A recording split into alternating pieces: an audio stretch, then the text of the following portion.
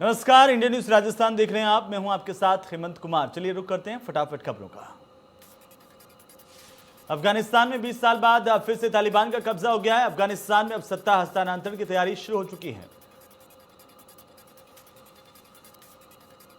अफगानिस्तान पर कब्जे के बाद तालिबान ने पहली बार प्रेस कॉन्फ्रेंस की। काबुल से तालिबान के प्रवक्ता जबीहुल्लाह मुजाहिद ने प्रेस कॉन्फ्रेंस करते हुए अंतर्राष्ट्रीय समुदाय की चिंताओं पर बात की। प्रेस कॉन्फ्रेंस के दौरान उन्होंने महिलाओं के प्रति उनका रवैया आखिर कैसा होगा, अंतर्राष्ट्रीय संस्थाओं के साथ वे वैसे संबंध रखना चाहता है, मीडिया के लिए उसके क्या नियम होंगे, कई मुद्दों को लेकर के चर्चा की। प्रेस कॉन्फ्रेंस की प्रमुख बात यह रही कि तालिबान को अंतर्राष्ट्रीय समुदाय से मान्यता देने की मांग की जा रही है और साथ ही अफगानिस्तान में मौजूदा दूतावासों को भी नुकसान नहीं पहुंचाने का वादा किया गया। अफगानिस्तान में तालिबान के कब्जे के बाद मंगलवार को 120 भारतीयों की वतन वापसी करवाई गई। भारतीय वायुसेना का C-17 विमान सोमवार सुबह काबुल से रवाना हुआ था। इसमें भारतीय दूतावास के कर्मचारी, सुरक्षाकर्मी और कुछ पत्रकारों को वापस लाया गया। भारत के कॉन्टिजेंट के साथ 3 स्नीपर डॉग कमांडो भी लौटे हैं। जानकारी के अनुसार करीब 1650 भारतीयों ने काबुल से स्थित भारतीय दूतावास में मदद की गुहार लगाई है। अभी तक भारतीय दूतावास के अधिकारियों, स्टाफ, सुरक्षा कर्मचारियों को वापस लाया गया है। विदेश मंत्रालय की ओर से अफगानिस्तान में फंसे भारतीयों के लिए हेल्पलाइन नंबर, ईमेल आईडी जारी किए गए थे और इसी बीच करीब 1650 भारतीयों ने वतन वापसी के लिए अप्लाई किया है। प्रधानमंत्री नरेंद्र मोदी टोक्यो ओलंपिक में भाग लेने वाले भारतीय खिलाड़ियों के दल से कल मुलाकात की और खिलाड़ियों का अनुभव भी जाना। ओलंपिक खिलाड़ियों से प्रधानमंत्री की मुलाकात की अनदेखी तस्वीरें सामने आई है। पीएम मोदी ने खिलाड़ियों से बात कर उनका हौसला बढ़ाया। प्रधानमंत्री ने खिलाड़ियों से उनके अनुभव जाने और खेल से जुड़े सुझाव मांगे। उन्होंने कहा कि जीत को सिर पर चढ़ने ना दें और हार को मन में बसने ना दें। प्रधानमंत्री ने गोल्ड विजेता से भी बातचीत की। सिल्वर मेडलिस्ट रवि दहिया से प्रधानमंत्री मोदी ने बातचीत किया और रवि से पूछा कि वो मेडल जीतने के बाद निराश क्यों दिखे, मुकाबले के दौरान उनके मन में क्या चल रहा था। प्रधानमंत्री ने बजरंग पूनिया से भी बात की, उनके अनुभवों को लेकर चर्चा की। उन्होंने पूछा, पूनिया ने बताया कि कैसे इंजरी होने के बाद भी वो देश के लिए मेडल जीत कर लाए। उधर विदेश मंत्री एस जयशंकर 4 दिन के अमेरिकी दौरे पर हैं और इस दौरान जयशंकर 2 अहम समझौतों पर हस्ताक्षर करेंगे। विदेश मंत्री एस जयशंकर भारत के यूएनएससी की अध्यक्षता के दौरान न्यूयॉर्क का दौरा करेंगे और 18 और 19 अगस्त को 2 उच्च स्तरीय हस्ताक्षर कार्यक्रमों की अध्यक्षता करेंगे। 23 अगस्त से बीजेपी के बूथ अभियान की शुरुआत होगी। राष्ट्रीय अध्यक्ष जेपी नड्डा 27,000 शक्ति केंद्र प्रभारियों को संबोधित करेंगे। 5 से 10 बूथों के बीच बीजेपी का एक शक्ति केंद्र बनाया जाना है। दिल्ली के आदर्श नगर में दिल्ली सरकार के स्कूल का नाम बदलकर टोक्यो ओलंपिक में सिल्वर मेडल विजेता रवि दहिया के नाम पर रखा जाएगा। दिल्ली के उप मुख्यमंत्री मनीष सिसोदिया ने यह घोषणा की है। सुप्रीम कोर्ट ने पेगासस के कथित इस्तेमाल की अदालत की निगरानी में जांच की मांग करने वाली जनहित याचिकाओं पर सुनवाई करते हुए केंद्र सरकार को नोटिस जारी किया। 10 दिन के अंदर जवाब देने के लिए कहा है। पेगासस मामले को लेकर केंद्र की तरफ से सॉलिसिटर जनरल तुषार मेहता ने बताया कि हमारे पास छिपाने के लिए कुछ भी नहीं है। ये अंतर्राष्ट्रीय सुरक्षा के मुद्दे हैं जिन्हें कोई भी सरकार नहीं बता सकती है। जम्मू कश्मीर के कुलगाम में भारतीय जनता पार्टी के एक नेता के आतंकियों ने हत्या कर दी। बीजेपी नेता का नाम जावेद अहमद डार बताया जा रहा है। जावेद कुलगाम के होमशालीन बाग इलाके में बीजेपी के निर्वाचन इंचार्ज से बीते कुछ दिनों से लगातार बीजेपी नेताओं को आतंकी निशाना बना रहे हैं। डार किसान मोर्चा के भी सदस्य हैं। इस साल अयोध्या में आयोजित होने वाले दीपोत्सव में राज्य सरकार 7,50,000 दिए जलाकर अपना रिकॉर्ड खुद ही तोड़ेगी। पिछले साल 5,50,000 दिए जलाकर Guinness book of world record बनाया गया था। पर्यटन विभाग ने इसके लिए तैयारियां शुरू कर दी है। इसके लिए एजेंसियों से प्रस्ताव मांगे गए हैं। राज्य सरकार ने 2017 से अयोध्या में दीपोत्सव की शुरुआत की थी। एजेंसी को इससे पहले 3 दिन तक ट्रायल करना होगा। इसमें 7,000 से ज्यादा वॉलंटियर लगाए जाएंगे। चयनित एजेंसी को Guinness book of world record के अधिकारियों से संपर्क में रहना होगा। चंडीगढ़ में ई बाइक शेयरिंग प्रोजेक्ट लॉन्च हो गया है। इससे शहर के लोगों ने ई साइकिल का इस्तेमाल किया है। मेयर रविकांत शर्मा ने बताया कि 3 दिन पहले राज्यपाल के माध्यम से हमने 4 प्रोजेक्ट लॉन्च किए थे, जिसमें से ई बाइक शेयरिंग प्रोजेक्ट भी था। इसमें ई साइकिल और नॉर्मल साइकिल भी हैं।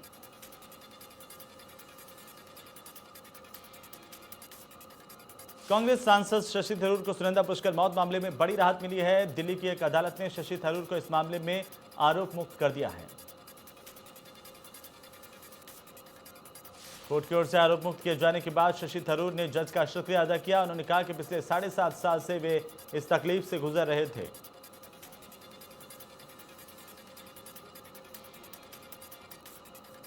बारह में प्रदेश महामंत्री ज्ञानदेव आहूजा ने पूर्व मुख्यमंत्री वसुंधरा राजे को लेकर बड़ा बयान दिया। कहा कि वसुंधरा जी को अब केंद्र में चले जाना चाहिए। वे 2 बार मुख्यमंत्री रही हैं, इसलिए राजस्थान में अन्य व्यक्ति को मौका देना चाहिए। साथ ही कहा कि केंद्र में भी उन्हें उतना ही सम्मान मिलेगा जितना उन्हें राजस्थान में मिला है, इसीलिए उन्हें केंद्र में जाकर मंत्री बनना चाहिए।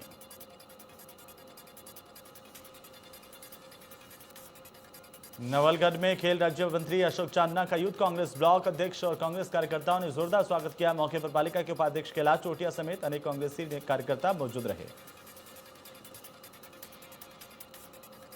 राजधानी जयपुर में निजी स्कूल संचालकों ने स्कूल खोलने की मांग को लेकर के आंदोलन किया है। किरोड़ीलाल मीणा ने राज्यपाल से विभिन्न मुद्दों को लेकर बातचीत की। स्कूल संचालकों ने राज्यपाल को ज्ञापन सौंपा है। खाजूवाला में आईजीएनपी नहर में सिंचाई के लिए पानी नहीं मिलने पर किसानों की फसलें खराब हो रही हैं और इस मामले को लेकर के आक्रोशित किसानों ने प्रदर्शन किया और धरना दिया।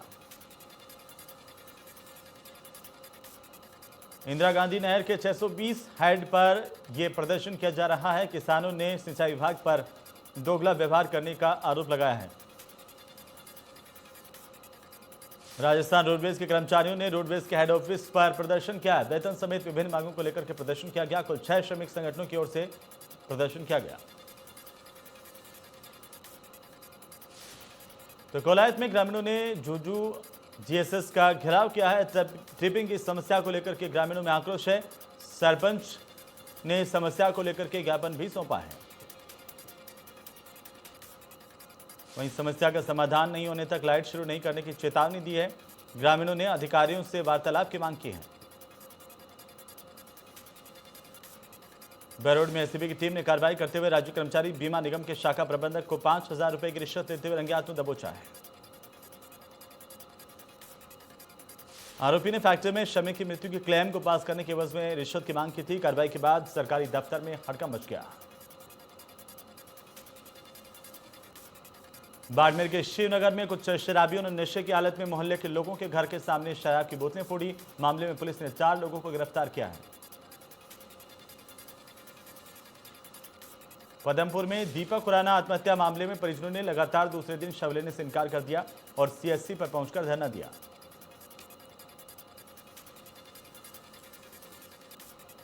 सवाई माधोपुर की बौली पुलिस ने कार्रवाई करते हुए चोर गिरोह के सदस्यों को गिरफ्तार किया है। पूछताछ में आरोपी ने दर्जनों चोरी की वारदातों को कबूला। पुलिस आरोपी से पूछताछ कर रही है।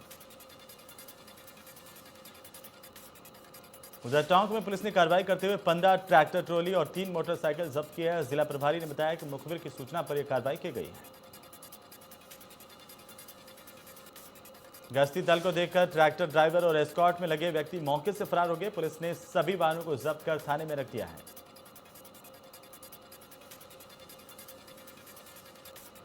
उधर नावा में बदमाशों ने शराब की दुकान से बंदूक की नोक पर 1.5 लाख कैश और 5 से 6 लाख रुपए की शराब की लूट की घटना को अंजाम दिया। लगभग 6 लोग इसमें शामिल थे। जयपुर में संविदाकर्मी महिला के साथ जबरदस्ती बलात्कार करने के मामले में अजमेर डेयरी के चेयरमैन के पूर्व के यथास्थिति के आदेश को लेकर के उच्च न्यायालय जयपुर की पीठ ने इसे खारिज कर दिया है। अजमेर डेयरी में कार्य के दौरान डेयरी चेयरमैन ने पीड़िता को अपने चैम्बर में बुलाकर जबरन उसके साथ गलत काम किया, दुष्कर्म किया और किसी को नहीं बताने को लेकर के धमकाया।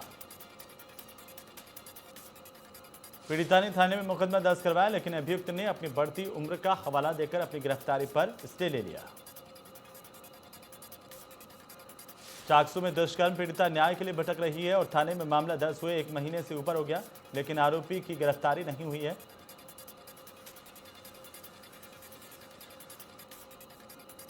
पीड़िता का कहना है कि आरोपी अपने रसूख के चलते अभी तक पुलिस की गिरफ्तारी से दूर है। पीड़िता ने बताया कि आरोपी उसके पीहर का है। बैला फुसलाकर उसके साथ दुष्कर्म किया।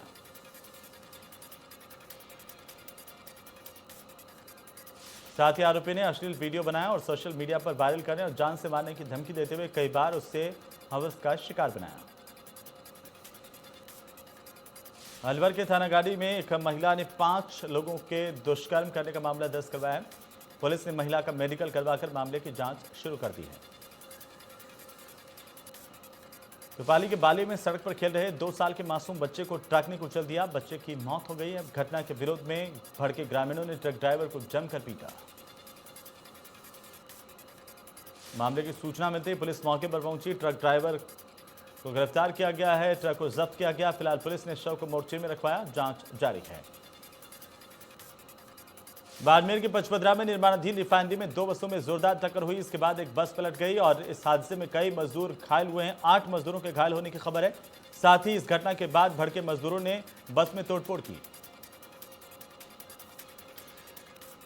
श्री गंगानगर के पदमपुर में 2 युवकों ने एक दिव्यांग के साथ मारपीट कर उसको गंगा नहर में फेंक दिया।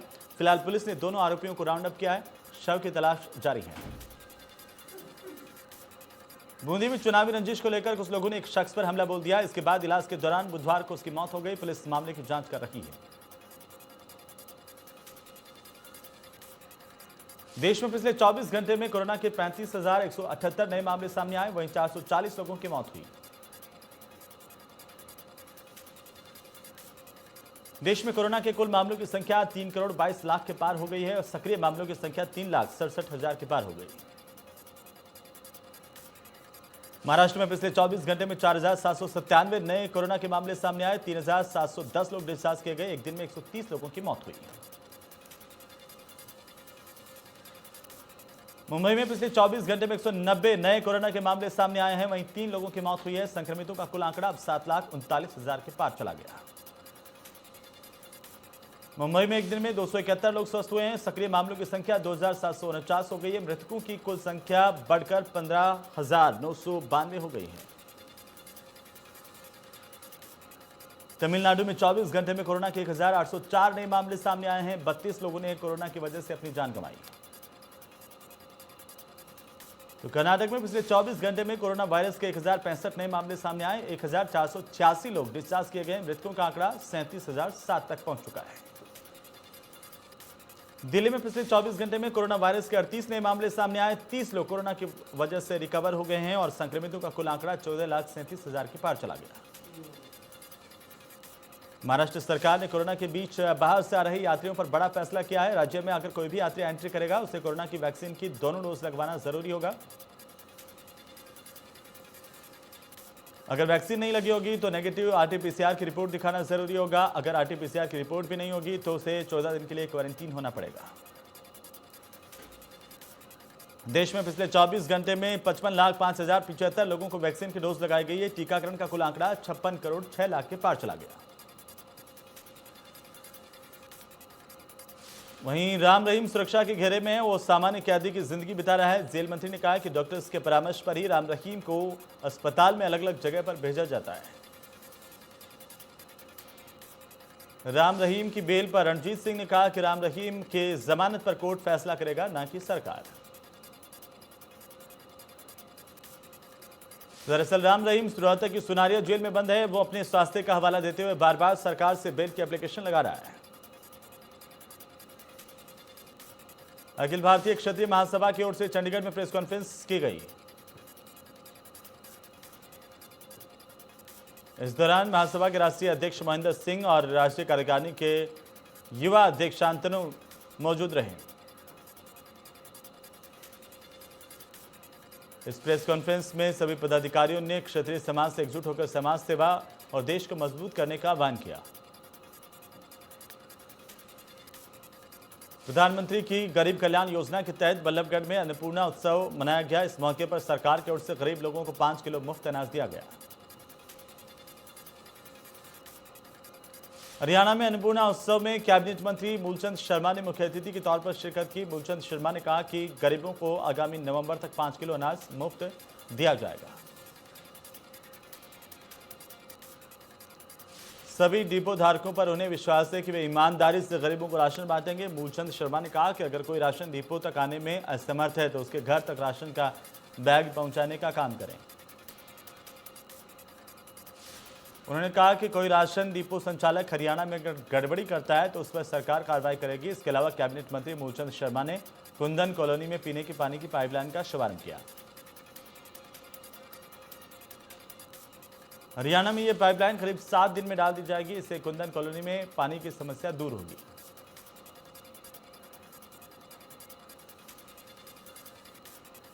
हरियाणा के महम चौबीसी के गांव खेड़ी महम में राशन डिपो पर बीजेपी प्रदेश कार्यकारिणी सदस्य शमशेर खड़खड़ा ने अन्नपूर्णा उत्सव की शुरुआत की। इस दौरान योजना के पात्र लोगों को राशन बांटा गया।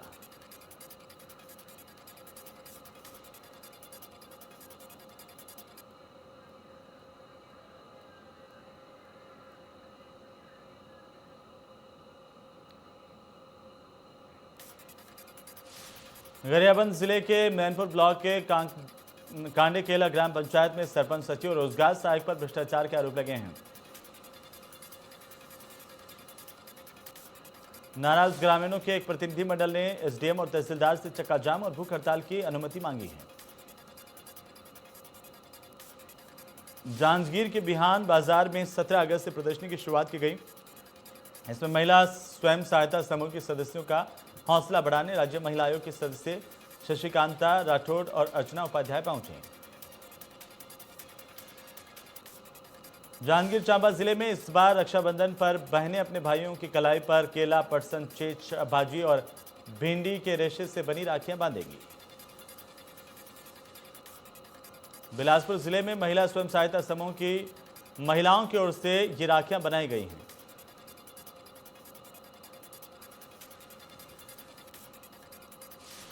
सनावद के नगर के इंदौर इच्छापुर मार्ग पर सड़क दुर्घटना के बाद घायलों को सिविल अस्पताल में भर्ती करवाया गया। हादसा इतना जबरदस्त था कि दुर्घटना के बाद करीब 3 किलोमीटर दूर तक लोगों की आवाज सुनाई दी। उधर कटनी में मोहरीबंद तहसील में लोकायुक्त का छापा पड़ा है। रोजगार सहायक और सरपंच को 10,000 रुपए की रिश्वत लेते हुए रंगे हाथों गिरफ्तार किया गया। मध्य प्रदेश के ग्वालियर में कालाबाजारी करते हुए एक लोडिंग वाहन को 15 बोरे समेत पुलिस ने पकड़ा है, जिसमें पीडीएस के सभी बैग पर राज्य सरकार का मार्का लगा हुआ था। सतना के नागौद में युवक के साथ सरेराह बेरहमी से मारपीट का वीडियो सामने आया। वीडियो में नागौद से विधानसभा का चुनाव लड़ चुका शशांक सिंह अपने एक साथी के साथ युवक की डंडे से पिटाई करता हुआ दिख रहा था। इसके बाद एसपी के निर्देश पर इसे सीधी से दोनों को गिरफ्तार कर लिया गया है। पुलिस लगातार अब कार्रवाई कर रही है। ये दोनों युवक को न सिर्फ लात और घूंसू से पीट रहे थे, बल्कि उसके साथ अमानवीय और अमर्यादित कृत्य भी करते हुए नजर आए। वीडियो सामने आने के बाद एसपी से शिकायत की गई। मामले में मुख्य आरोपी शशांक सिंह और उसके साथी विनय सिंह को सीधी जिले से पुलिस ने गिरफ्तार कर लिया। उनसे पूछताछ जारी है। शहडोल में आकाशीय बिजली गिरने की वजह से 2 किसानों की मौत हुई है। 10 से ज्यादा किसान घायल हुए हैं। इंदौर के गांधीनगर थाना इलाके में एक व्यक्ति का शव मिला, जिससे सनसनी फैल गई। पुलिस मामले की जांच कर रही है। कांकेर के चारामा क्षेत्र में लोगों में हाथियों के दल से दहशत है और हाथियों का दल राष्ट्रीय राजमार्ग संख्या 30 तक पहुंच चुका है।